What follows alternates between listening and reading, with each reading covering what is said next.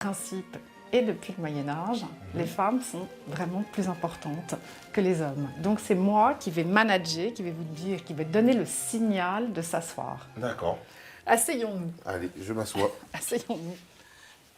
J'ai entendu que le savoir-vivre et les bonnes manières venaient du Moyen-Âge. Ce qui s'est passé au Moyen-Âge, c'est que comme tous les hommes partaient en croisade, il fallait que les femmes règnent à leur place et donc qu'elles soient respectées par les hommes qui restaient. La courtoisie, justement, c'était l'art de respecter la femme. La femme va s'asseoir la première, la femme va être servie la première. Ça, je savais. Hein. Ah non, mais je n'en doute absolument pas. Je disais juste ça. Bon.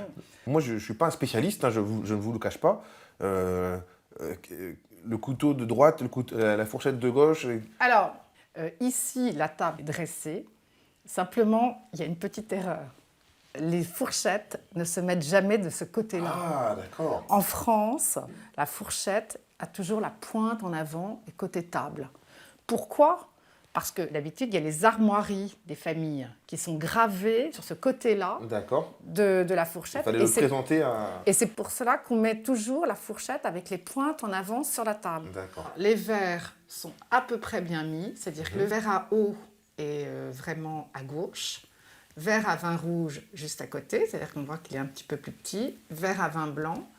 Bon, sinon, pour les mains, vous placez les mains de chaque côté. Voilà. Alors, peut-être pas comme ça. C'est vrai que là, c'est un peu pianiste. Voilà. Là, on est carrément sur un instrument, sur un piano. Donc, discrètement, comme cela.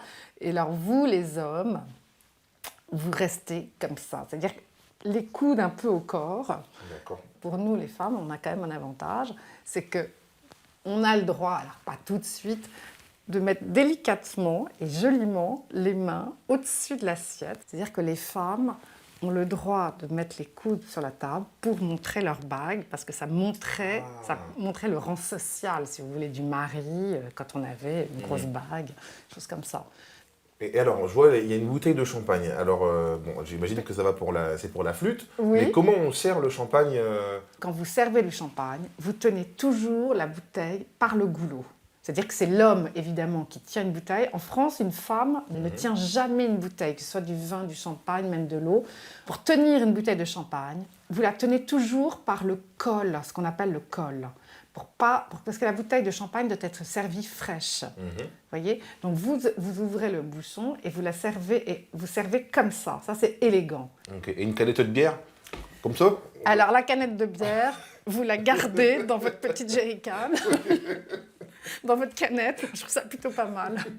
Vous l'ouvrez en premier. J'ouvre en premier d'abord. Voilà. Alors bien sûr, le champagne, comme tous les alcools, à consommer avec modération.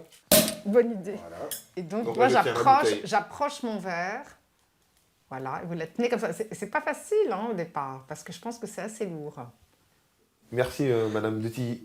Merci beaucoup. Ben oui, on va trinquer à Rambures. À Rambures.